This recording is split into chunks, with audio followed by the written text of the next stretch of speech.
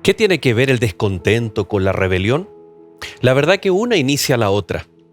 Vamos a ver en la palabra de Dios, por ejemplo, en el pueblo de Israel, cuando estaban desconformes, cuando estaban descontentos, terminaron siendo un pueblo rebelde que se quejaba y murmuraba contra Dios y contra el líder.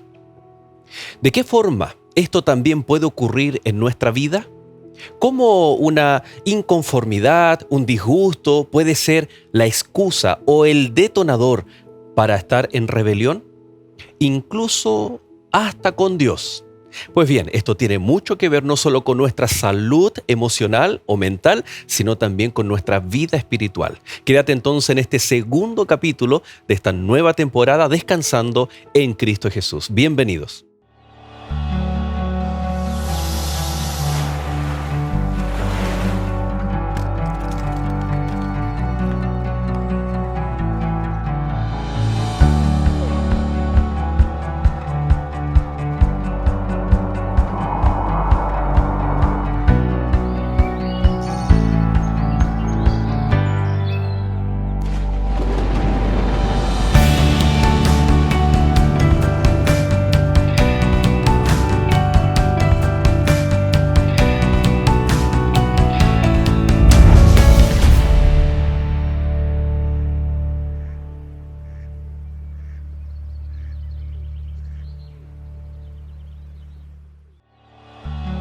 Esta semana, sin descanso y rebeldes. Y estas cosas les acontecieron como ejemplo, y están escritas para amonestarnos a nosotros, a quienes han alcanzado los fines de los siglos. Primera de Corintios, capítulo 10, versículo 11.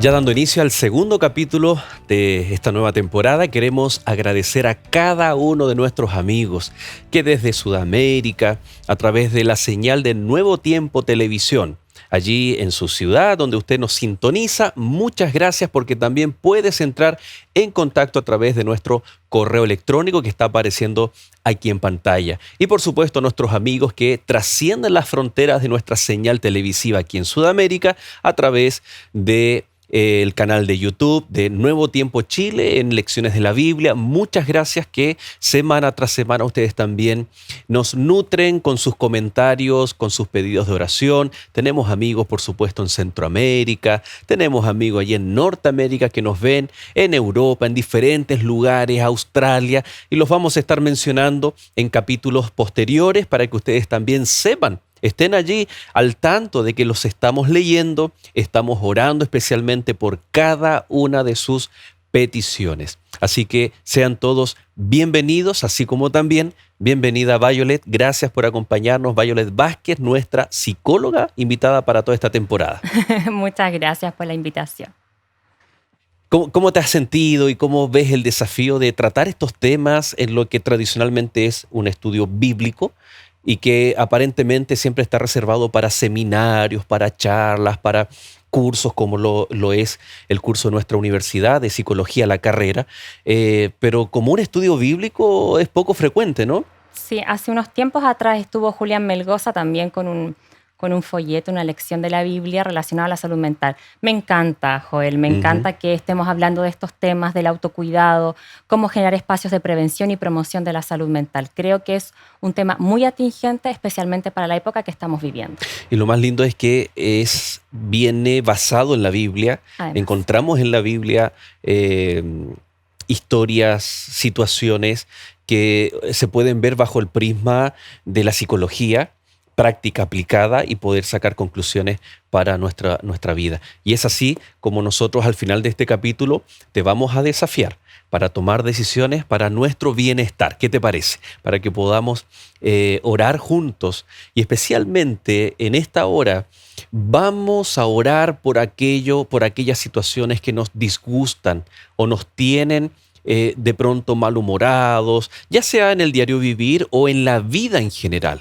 Alguna situación inconclusa, alguna situación que aún no está resuelta o algo que has vivido y que encuentras que, por ejemplo, puede ser injusto o que puede ser algo que te está trayendo alguna emoción negativa a tu corazón. Bueno, quieres ponerla a los pies de Cristo Jesús. Y tal vez en el desarrollo de esta temática, al final poder decir, Señor, quiero resolver esto, quiero dejarlo a tus pies, ayúdame, y poder sacar aquello que tal vez se transforma en amargura, en dolor, en angustia en nuestro corazón. Si ese es tu pedido de oración, coméntanos, vamos a orar por ti, queremos orar por supuesto por aquellas situaciones. Te invito entonces a que podamos iniciar con oración. Gracias, Padre, te damos por el privilegio de poder iniciar este capítulo dándote gracias por lo bueno que eres con nosotros, porque en tu palabra encontramos estos consejos sabios que trascienden el tiempo y más aún en nuestro tiempo para ayudarnos a vivir de mejor manera junto a nuestros seres amados. Bendícenos, acompáñanos en esta hora, lo rogamos en el nombre de Jesús. Amén. Muy bien, Violet. Contarle a nuestros amigos, ya le hemos contado que estás dirigiendo la carrera, el curso de psicología de nuestra universidad. Hay un lindo equipo allí de trabajo. ¿Cuántos alumnos aproximadamente tiene la carrera de psicología? 310 aproximadamente, somos bastantes, somos 7 cursos, 30 profesores de part-time y de equipo somos 6. Así que ahí estamos trabajando duro para que las personas puedan conocer de la salud mental. Imagínate, mira, nuestra meta es que la gente tenga actitudes de autocuidado para que no vaya al psicólogo. Es un autoboicot que probablemente desde afuera, pero creo que es necesario que la gente aprenda a regular sus emociones, a conocerse para poder sembrar semillas de salud mental en sus comunidades. Así que estamos convencidos de este proyecto educativo. Interesante. A pesar de que se ha desmitificado un poco el tema de que ir a un psicólogo o a un psiquiatra es malo, reconocer que tenemos alguna enfermedad. Por ejemplo, nos dicen, me siento mal, tengo una afección, un dolor al estómago, y hemos escuchado tanto, por ejemplo, del cáncer de colon, cáncer estomacal, que son muy rápidos, son muy fulminantes, cuando no son tratados a tiempo, y vamos inmediatamente, pero cuando se trata de una, no sé si decir afección, si está bien dicho, ¿no? Pero con algún problema mental, psicológico, con algo que nos agobia, como que nos cuesta reconocer e ir a un profesional, buscar ayuda profesional. Creo que estamos avanzando en esa línea y hoy en día todos nosotros de alguna forma necesitamos reconocer y, ¿por qué no decir, necesito ayuda profesional? No sé si has invitado a los alumnos a ser parte de lecciones de la Biblia también. Claro que sí. Ok, entonces, al primer alumno que escriba en los comentarios, que está ahí mirándonos, yo soy alumno de la profe Violet, del curso tanto, del primero, segundo, tercero, cuarto, quinto de psicología, ¿qué les podríamos dar? Bueno, aparte de agradecerles un punto extra. Vamos ahí a ver si les conseguimos un punto extra. Obviamente, me imagino que detrás va a haber ahí tal vez algún ejercicio académico en relación a la temática. Por supuesto, el punto no es de regalo así como así. Gracias, chicos, también por ser parte de lecciones, porque cuán importante, Violet, es formar psicólogos con una visión bíblica, con una visión cristiana, en donde el foco no solamente es el ser humano, sino también es Dios. No con una filosofía humanista, sino con una filosofía bíblica, cristiana, en donde nosotros encontramos la solución a nuestros problemas en Cristo Jesús a través de terapias, metodologías, procesos que son acompañados, procesos terapéuticos que van acompañados de, por supuesto, teoría que se ha aprendido y que se enseña en nuestra universidad, pero siempre el principio que va rigiendo es la palabra de Dios, porque hay un peligro, ¿no? Cuando muchas veces podemos enfrentar la psicología desde el otro punto de vista. Sí, mucho tiempo estuvimos enemistados, ¿no? La iglesia, la religión con la psicología. Creo que ahora estamos en camino y en tierra derecha. Y quiero contarte que no solamente tenemos la especialidad de clínica, que tú hablas no de la terapia, sino también trabajamos en educación, con los proyectos de integración escolar, convivencia escolar, todo el tema de calidad de vida laboral y profesional, que es mi especialidad, y también tenemos el área de salud comunitaria. Así que tenemos toda una red de trabajo muy interesante para nuestros estudiantes. Así es. Ya sabes, si tú estás terminando la secundaria y estás pensando en psicología, ahí hay un tips, ¿no? En el área más o menos que te puede especializar: educativa, laboral, comunitaria y clínica. Comunitaria y clínica, ¿no? Y todo eso lo puedes aprender en la UNACH, ¿no? La Universidad Adventista de Chile. Y por supuesto nuestras universidades adventistas alrededor de todo el mundo, ¿no? Es una carrera muy demandada también. Tú estudiaste en Argentina, ¿no? En UAP. En la UAP. Ahí un saludo a nuestros amigos, por supuesto, también de la UAP. Vamos a ir a la Biblia, Violet. Allí en Números capítulo 11 encontramos algo que para nosotros es difícil de entender, difícil de aceptar. Estábamos conversando tras bambalinas antes de iniciar cómo tiene que haber sido el sabor del maná. En su valor nutricional perfecto, ¿no? Que suplía todas las necesidades nutricionales del pueblo de Dios. Y el sabor, o sea, el cocinero era Dios del maná, ¿no? El cocinero era Dios, el pan o el alimento que comen los ángeles. Y la palabra de Dios dice que el pueblo, en el verso 5, dice, nos acordamos del pescado que comíamos en Egipto de balde, en abundancia, de los pepinos, los melones, los puerros, las cebollas, los ajos, y ahora nuestra alma se seca, pues nada sino este maná ven nuestros ojos. Están reclamando, están desconformes. ¿Cómo opera esta emoción en el ser humano? ¿Por qué se provoca? ¿Qué está ocurriendo aquí en el pueblo de Dios? Me imagino un pueblo acostumbrado a comer abundante. Y abundante probablemente para ese tiempo, y probablemente en nuestros tiempos también, es comer carne sabrosa, con condimentos, con comodidades que probablemente ahora en el desierto no tenían. Y cuando estamos acostumbrados mucho tiempo a ciertas comodidades y las perdemos, nos molestamos. Es como la etiqueta de una camisa, de una blusa que nos molesta. ¿Y por qué? Porque esto me está pasando a mí, lo siento injusto. A nosotros también nos pasó. Con la pandemia y el COVID-19 también nos pasó. Estábamos acostumbrados a ir a restaurantes, viajar, tener libertades. ¿Qué nos pasó? Quedamos ahí, ¿no? Con procesos que a lo mejor no pudimos desarrollar en nuestra cotidianidad. Perdemos la libertad. Y esto le pasó al pueblo de Israel. Y cuando tenemos emociones negativas, estas emociones se van contagiando. Probablemente uno u otro empezó a quejarse y ¿qué pasó? Todo el resto empezó a contaminarse con esta emoción y se empezaron a movilizar hacia estados de ánimo, ahora no solamente a las emociones, sino a estados de ánimos negativos, oposicionistas, desafiantes. Porque la emoción es más temporal y el estado de ánimo dura más. Exactamente, la emoción es lo que siento ahora, lo que me pasa ante un estímulo, pero el estado de ánimo es como yo quedo todo el día o la semana o los meses. ¿Y qué es lo más que se contagia? ¿La emoción o el estado que queda después? Se contagian los dos, más las emociones gracias a nuestras neuronas Son espejo. Más instantáneas, ¿no? Mucho más instantáneo. Por ejemplo, cuando alguien bosteza, ¿qué pasa? A nosotros también nos dan ganas de bostezar, pero tiene que ver con nuestras neuronas espejos que como que absorben estas emociones. Pero cuando una persona, por ejemplo, en el hogar está con un estado anímico triste, desgastado, con incertidumbre, desanimado, parece que todo el sistema familiar también se contamina, se contagia, por decirlo de alguna manera. Entonces una cosa son las emociones y el otro el estado mental que provocan esas emociones. Exacto. ¿No? Las emociones son el radiar los ingredientes y el estado de ánimo es como el plato completo que perdura mucho tiempo. Interesante.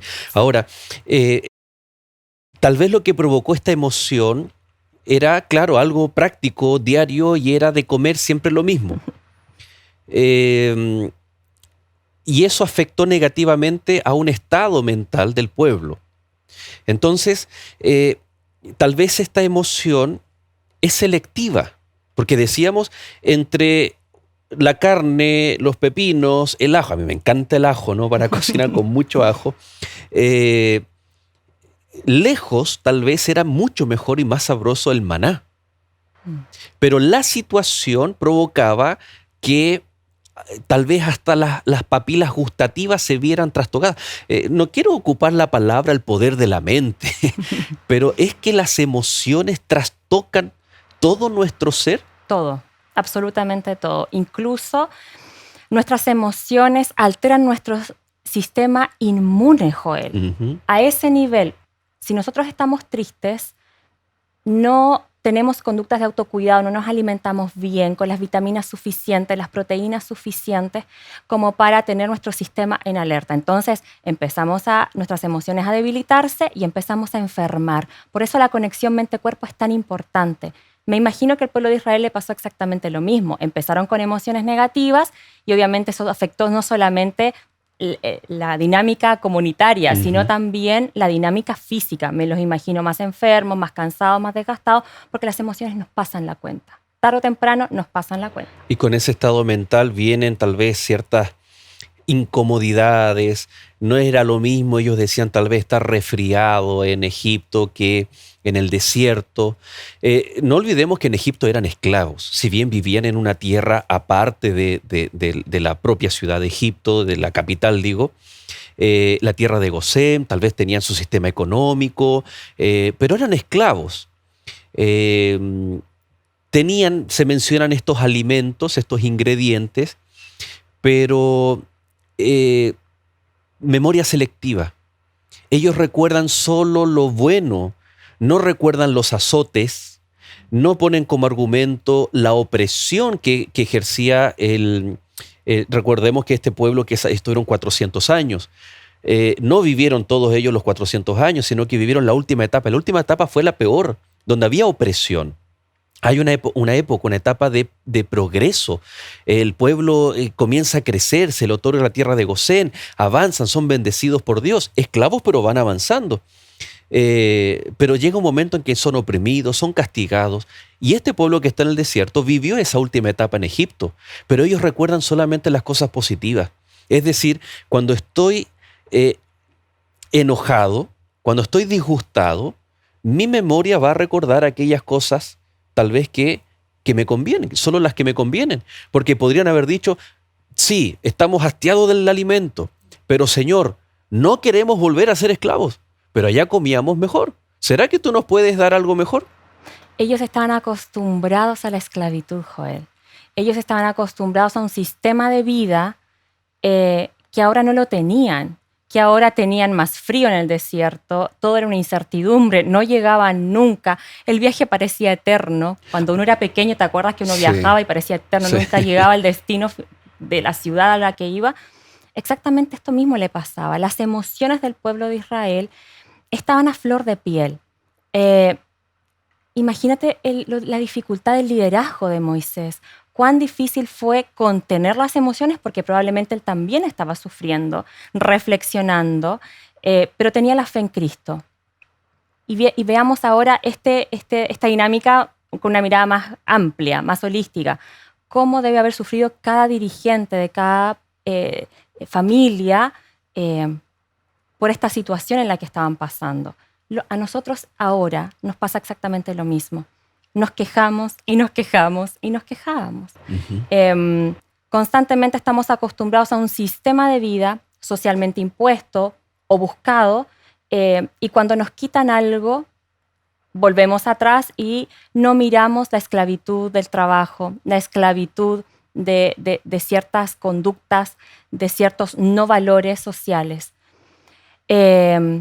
Y ahí está el desafío de los pastores, está el desafío de los profesores, está el desafío de los padres, de las madres, de cada uno de nuestros televidentes, de cómo empezar a cambiar la dinámica familiar para generar espacios de salud, de bienestar, de calidad de vida, sembrar estas semillitas positivas y espirituales.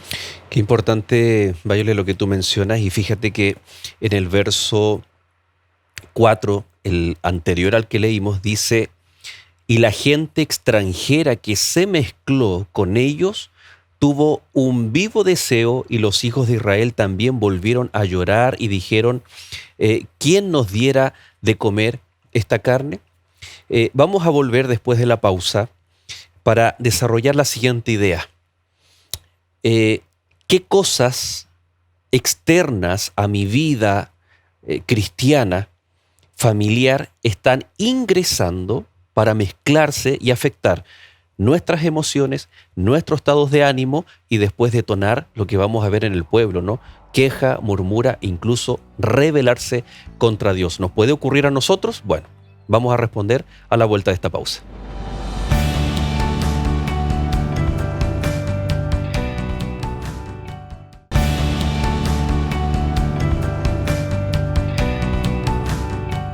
Muchas gracias por continuar en compañía de Lecciones de la Biblia. Si tú te estás recién incorporando, bueno, contarte que estamos hablando acerca de cómo las emociones o un estado mental distorsionado muchas veces puede llevarnos incluso a rebelarnos contra Dios.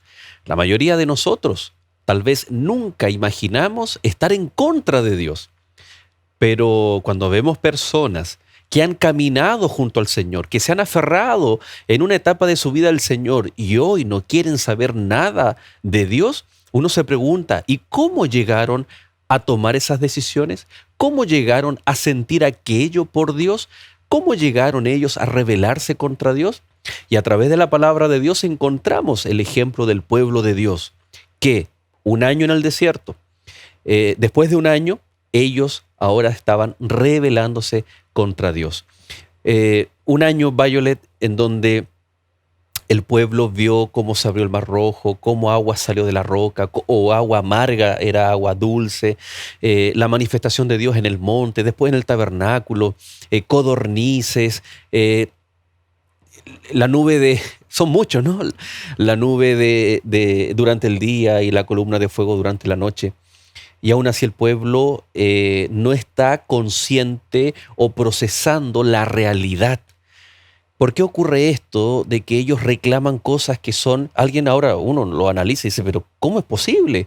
Reclamar contra el pan del cielo, el maná, preferir volver a Egipto y ser esclavos, ¿no? ¿Qué ocurre acá con la realidad? Una persona que está con un problema mental o una... estado mental disfuncional, ¿cómo aprecia la realidad y cómo ayudarlo a salir de ese estado? Son muchas preguntas, Joel. Partamos con la idea de que el pueblo de Israel estaba pasando por una tormenta emocional, un torbellino de emociones negativas. Y las emociones negativas se contagian, ¿verdad?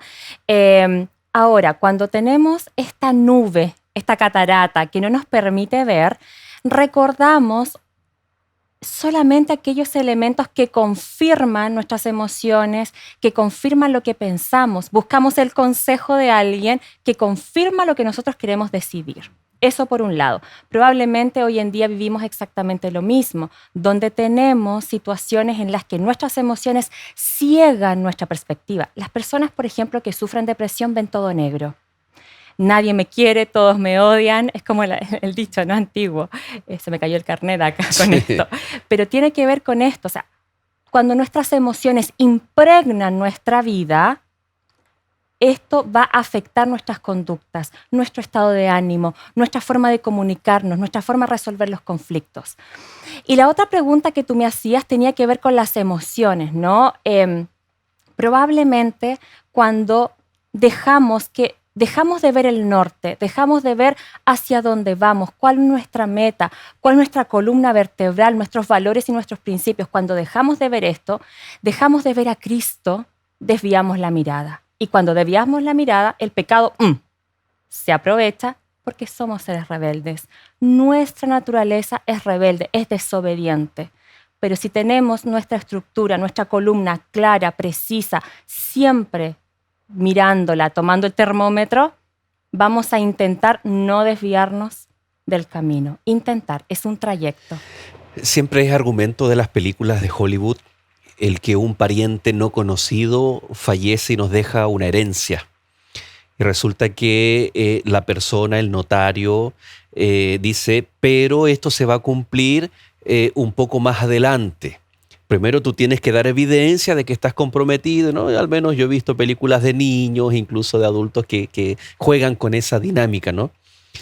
Y se vive en función de aquello que voy a recibir. ¡Wow! Voy a ser dueño de esto, voy a recibir algo inesperado, etc. Al pueblo de Dios se le dice algo similar. Tú vas a heredar la tierra prometida, tierra que fluye leche y miel. De ser esclavo no tienes nada, ahora vas a heredar la tierra, ciudades van a ser tuyas. ¿Cómo?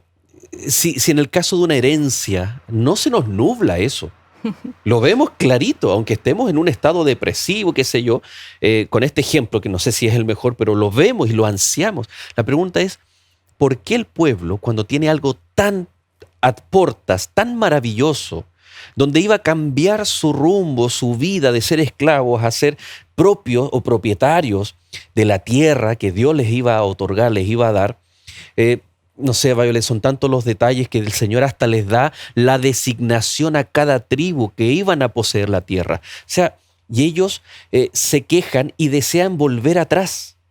¿Qué problema emocional o mental hay aquí? Ya hablamos de la distorsión de la realidad, de este ver. No solamente, ¿será que no solamente no vemos lo que nos pasa alrededor, sino también no vemos hacia el futuro? Y también reinterpretamos la realidad de una forma diferente. Hay procesos emocionales, procesos cognitivos y procesos conductuales. Los seres humanos nos guiamos por los procesos emocionales y afectan todo lo demás, lo cognitivo y lo conductual. Lo que nos propone la psicología es que mantengamos el equilibrio. ¿Cómo hacemos que estos tres elementos, estas tres casitas, conversen entre sí? Que no nos guiemos solamente por lo cognitivo o lo emocional o lo conductual.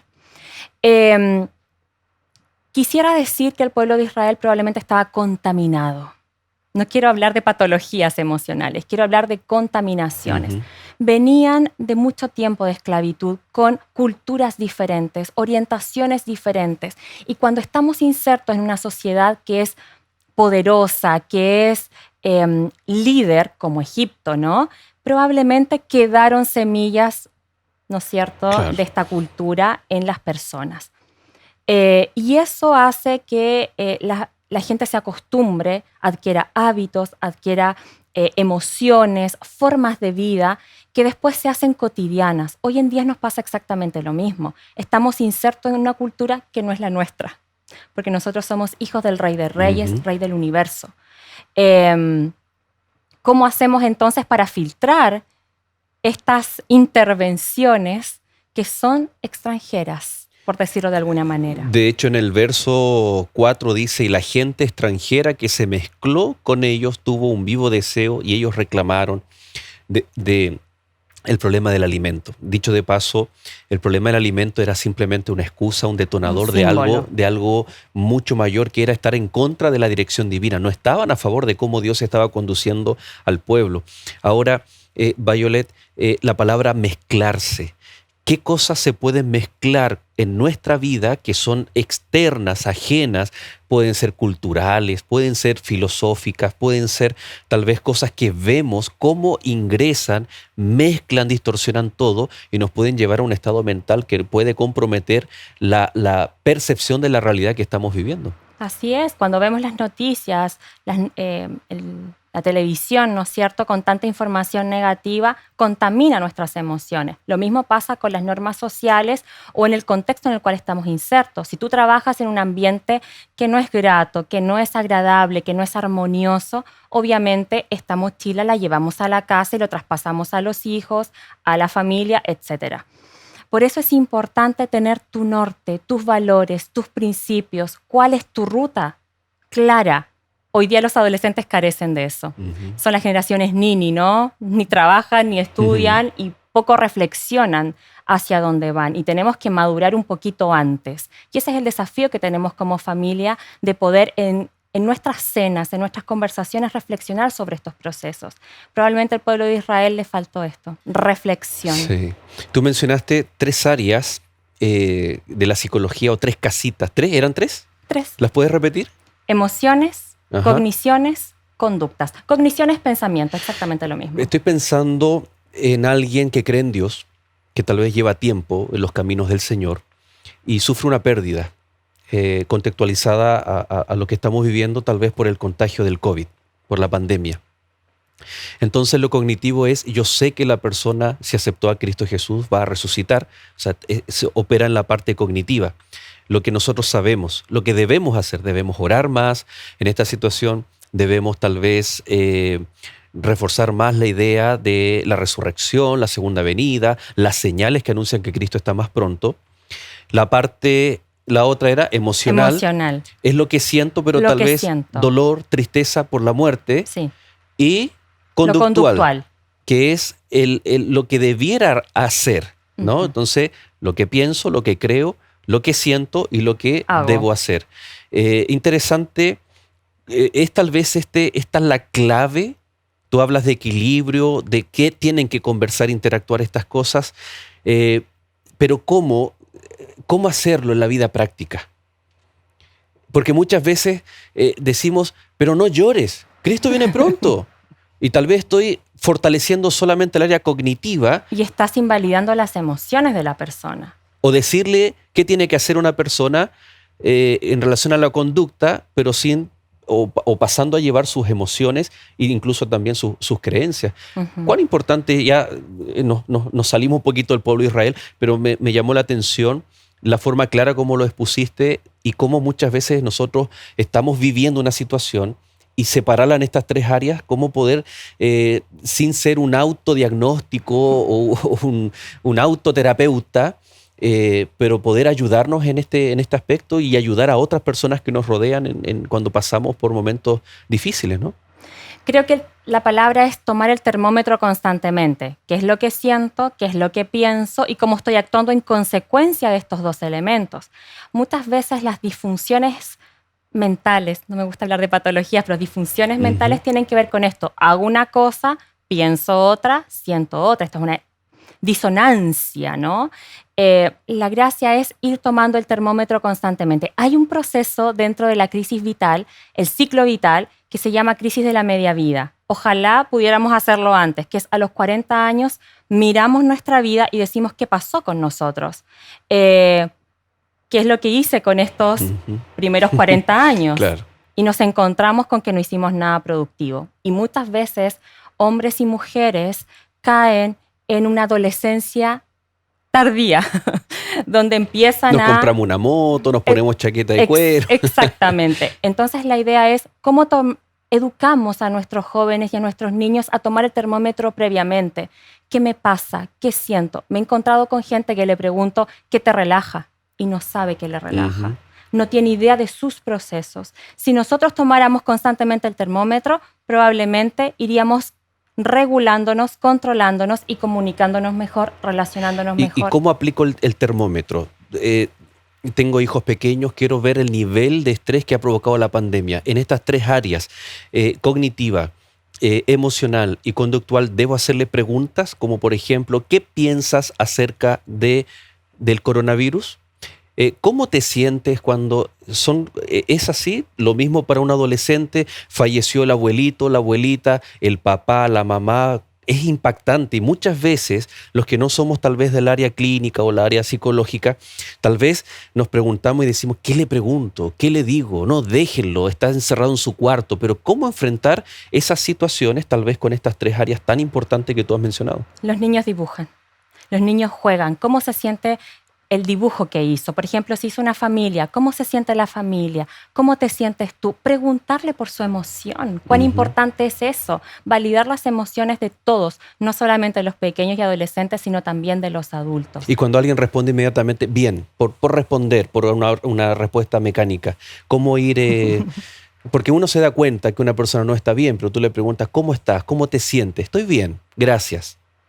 Fíjate la pregunta, yo la transformaría, ¿cómo estuvo tu semana? Fíjate, y entonces ahí ampliamos una pregunta abierta donde tú puedes explayarte un poco más. Y debe crearse un contexto previo también para generar confianza. Exacto. Yo creo que las cenas familiares o las comidas familiares son algo romántico que nos permite conectarnos a hablar. Apagar los celulares, apagar la televisión y reconectarnos. Creo que el pueblo de Israel probablemente estaba muy enfocado en sus emociones y no construyó entre todos el camino, el norte hacia la tierra prometida. Probablemente a nosotros nos está pasando exactamente lo mismo. Estamos desviando la mirada de la tierra prometida. Interesante. Ahora aplicamos esto mismo al pueblo de Dios. Tú lo acabas de mencionar. La temporada pasada hablábamos del pacto. Cognitivamente ellos olvidaron.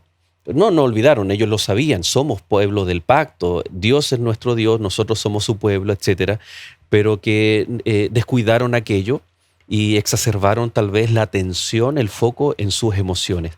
No era fácil seguramente estar en el desierto, pero aún en el desierto veían la mano de Dios. Hay textos bíblicos, Violet, tremendamente maravillosos que dice que ellos caminaban y sus sandalias no se gastaban, su ropa no se gastaba, nunca les faltó nada para comer. No era tal vez lo que querían, pero tenían Y se les olvidó que era un estado temporal porque el definitivo iba a ser en la tierra prometida donde fluye leche y miel.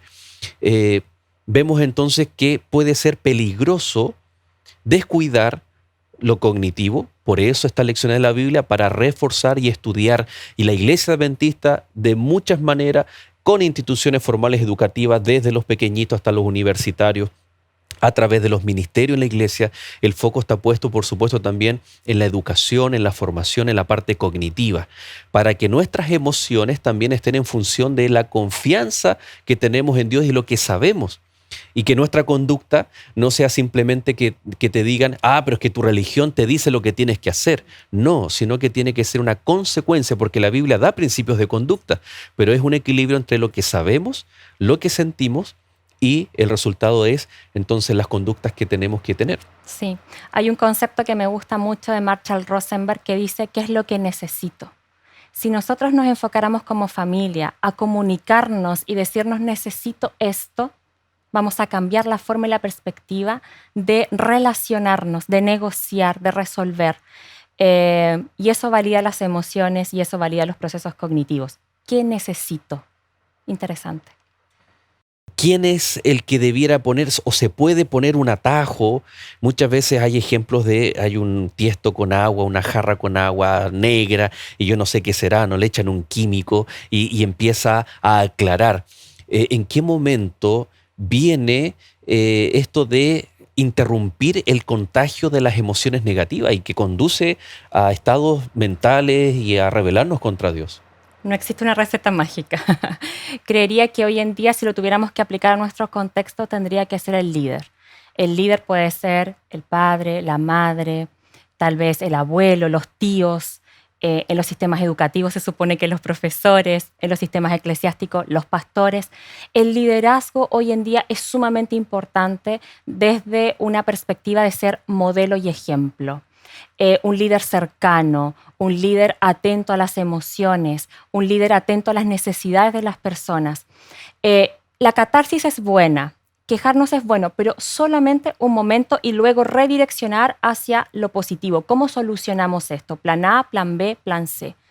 Si tuviéramos que aplicarlo a una familia, lo mismo exactamente. Si los hijos están en una posición muy negativa, oposicionista desafiante, ¿no? Los adolescentes que a veces caen demasiado en la desobediencia. Exactamente lo mismo. El papá, la mamá, el líder de la familia, ¿cómo hace para contener, para abordar estas emociones, abrazar las emociones, abrazar los procesos de los adolescentes? Y ahí está la clave que más adelante en el texto aparece en nuestras lecciones. Cómo el liderazgo es fundamental para poder cerrar procesos que son dolorosos y que vivimos todos los seres humanos. Y sin duda alguna es tema para hablar en el tercer bloque acerca del liderazgo que tenía el pueblo de Dios. Un líder que recibe también los efectos de la emoción negativa. Porque las personas no solamente expresan emociones, sino también son afectados por las emociones de los que les rodean. Pues bien, vamos nosotros a hacer un alto y vamos a ver cómo se resuelve este tema, cómo Dios responde, cómo Dios se manifiesta ante estas emociones negativas, estos estados mentales que el pueblo de Dios manifestó allí en el desierto. Ya regresamos.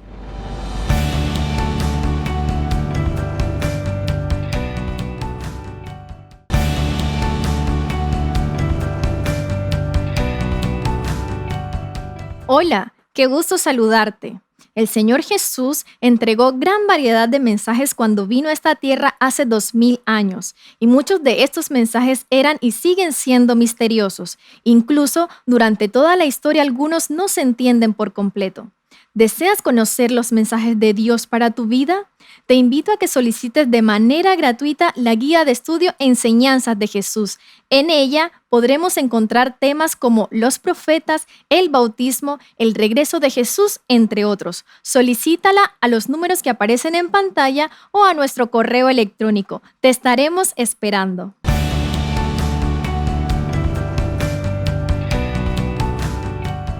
Y ya estamos de regreso. Muchas gracias, queridos amigos, por estar en sintonía de Lecciones de la Biblia. Ya en nuestro último bloque, recordarles que usted puede pedir materiales de escuela bíblica como los que usted acaba de conocer. Ahora, mencionarles que nosotros estamos aquí tratando una temática muy especial, temporada tras temporada, en donde toda la Iglesia Adventista a nivel mundial estudiamos juntos con un material que usted puede conocer. ¿Dónde? Mire, yo le tengo una invitación. Ya sea que en su país, en su ciudad, ya algunos templos se han abierto de acuerdo a ciertos aforos, usted acérquese a una iglesia adventista con todos los resguardos sanitarios.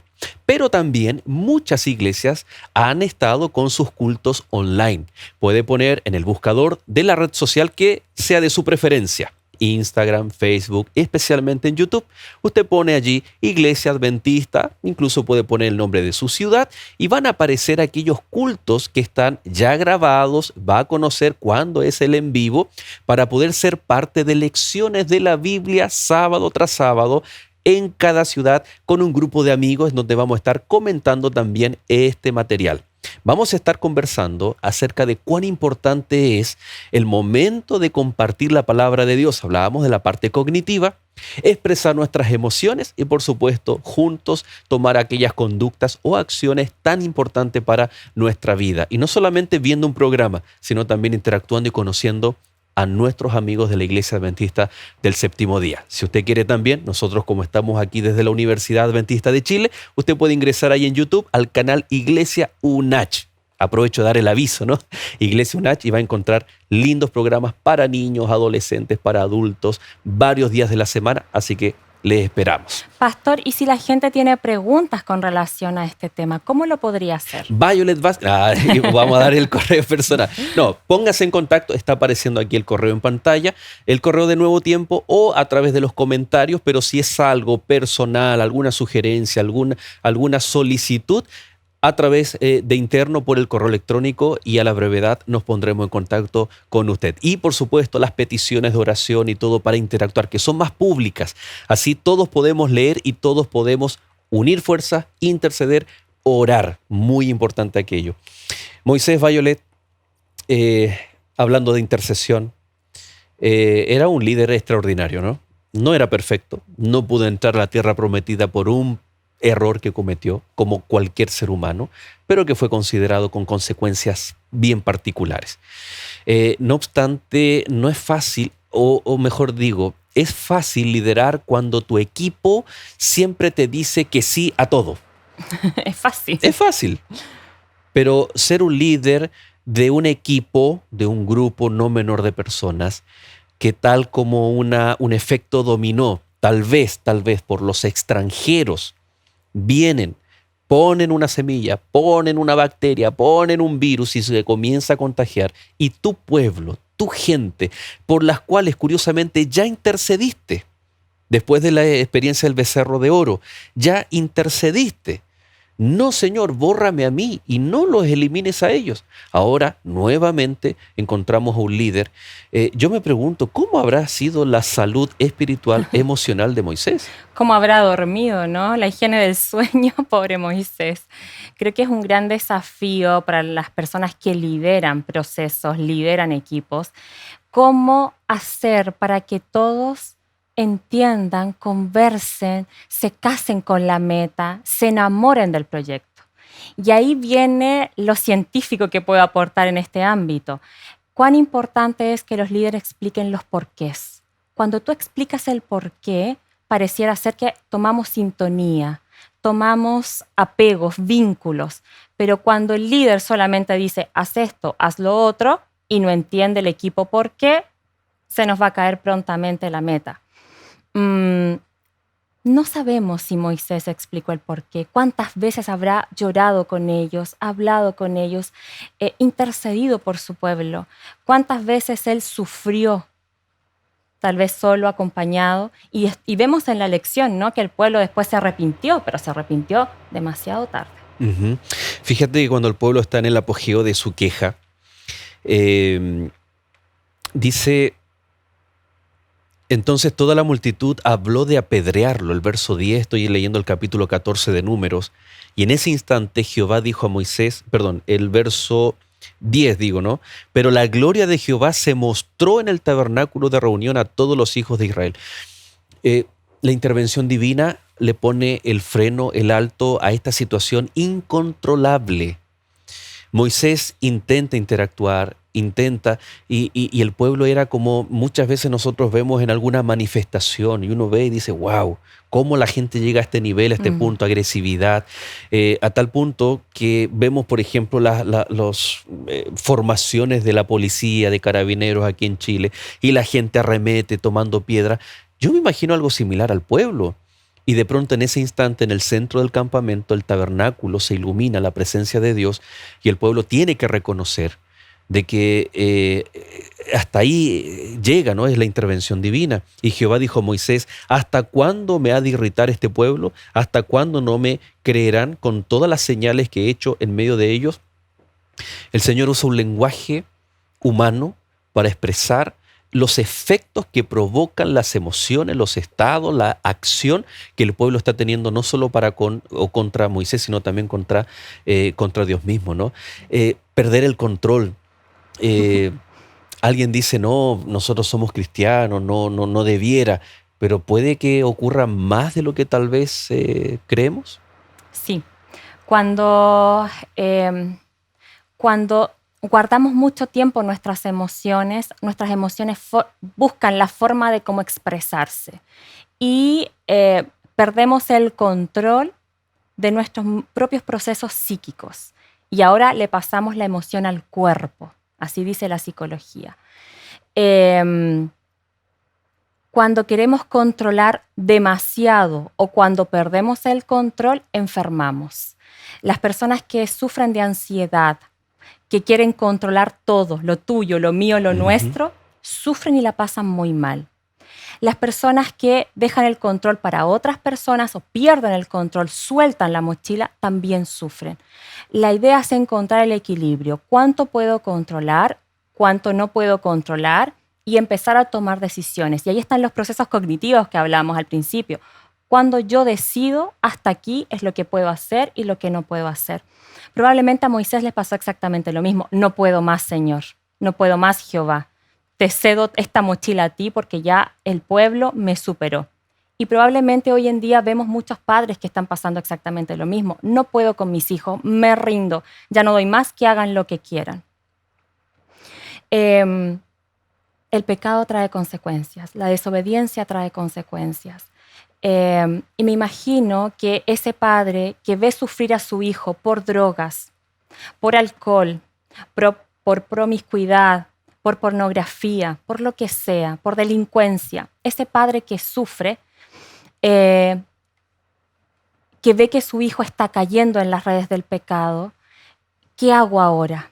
Ya perdí el control de todo esto. Probablemente en los versículos que tú mencionas se ve esa sensación, se ve esa emoción, se siente, ¿no? La pérdida del control. ¿Cómo hacer para solucionar esto? ¿Cómo hacerlo? ¿Cuál es la dinámica? ¿Cuál es la estrategia mejor? Cada familia funciona de manera diferente, es como la nutrición. Cada plato, la dieta es para personas y contextos diferentes. Lo mismo pasa en la familia.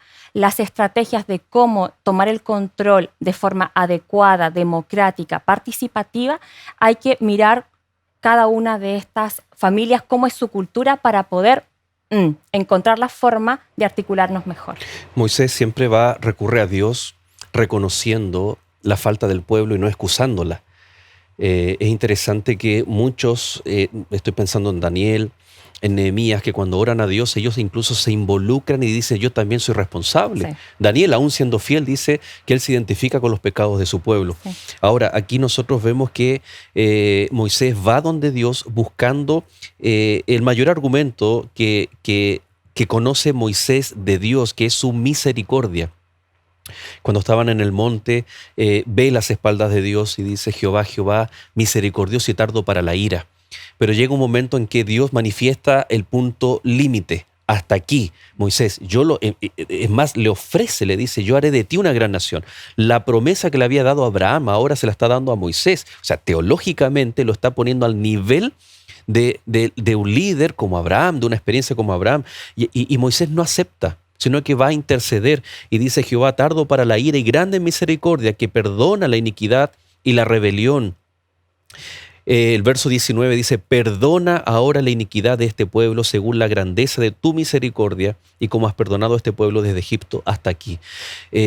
Lo que está haciendo Moisés es interceder, pero es reconocer. Tú mencionabas situaciones muy complejas, especialmente de tener hijos en la juventud. Y no sea que tal vez muchos padres excusan.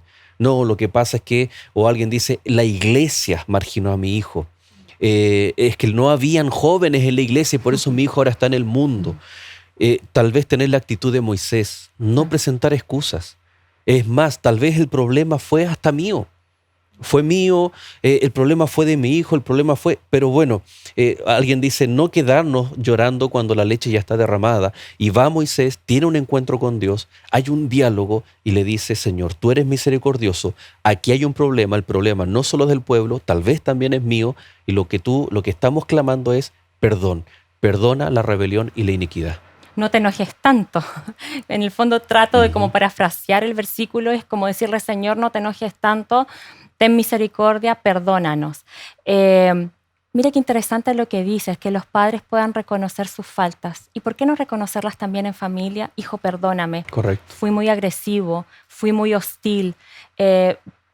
Vivimos en un mundo Reaccioné de muy violencia. rápido. Exacto. ¿Por qué no pedir los perdones necesarios, suficientes? ¿Sabes qué? Dios perdonó al pueblo. La gracia y la misericordia siempre estuvieron con el pueblo. Pero esta gracia, la misericordia, el perdón, el resultado de la intercesión, no eximió al pueblo de sufrir las consecuencias de rebelarse contra Dios. Son dos cosas distintas, ¿no? Dios nos perdona, pero muchas veces las consecuencias tienen que ser vividas. Allí vemos que el pueblo siguió viviendo por 40 años en el desierto, mas no pudo entrar a la tierra prometida, pero durante ese tiempo vivió de la protección, del consuelo, de la alimentación, del sustento que Dios le daba al pueblo de Israel. Violet, ya estamos cerrando este capítulo. Hemos hablado de cuidar nuestras emociones, cuidar lo que creemos, alimentar siempre lo que estamos creyendo y que nuestras conductas sean el resultado de depositar nuestras emociones en nuestra fe, en nuestra creencia. Pero hay que tomar decisiones, hay que tomar acciones, ¿no? Y yo creo que es tiempo de invitar a nuestros amigos para poder tomar decisiones para nuestro cuidado, pero especialmente para nuestra salvación. Así es. Lo único que llevaremos al cielo es nuestro carácter. Lo único que vamos a tener que rendir cuentas es de nuestra familia, de nuestros hijos. Mi querido hermano, mi querida hermana, te invito a que en esta semana podamos reflexionar en las cosas que nos hemos equivocado, en las cosas que debemos pedir perdón, en las cosas que debemos cambiar, transformarnos un 360 para poder sembrar semillas de espiritualidad, semillas de perdón, semillas de Cristo, que puedas reflejar en todas tus acciones a Cristo Jesús. Así es. Vamos a orar entonces, Oremos. ¿te parece? ¿Puedes orar? Oremos. Padre Celestial, te damos tantas gracias porque vemos tu mano poderosa en nuestras vidas, en nuestras emociones, en nuestros pensamientos y en nuestras conductas. Sin embargo, somos pecadores y te pedimos, Señor, que tú estés con nosotros, que tú permitas que tu Espíritu Santo pueda darnos inteligencia suficiente para darnos cuenta de lo que debemos cambiar. Acompáñanos y bendícenos en esta semana. En tu dulce nombre. Amén. Amén. Muchas gracias, Violet, por habernos acompañado en este segundo capítulo y te esperamos para el próximo, ¿te parece? Así es. Aquí estaremos. Muy bien. Gracias, amigos, también a cada uno de ustedes por ser parte de Lecciones de la Biblia. Nosotros nos separamos, dejamos hasta aquí este capítulo y será hasta el próximo. Y usted permanezca en compañía de Nuevo Tiempo, el canal de Esperanza. Que Dios te bendiga.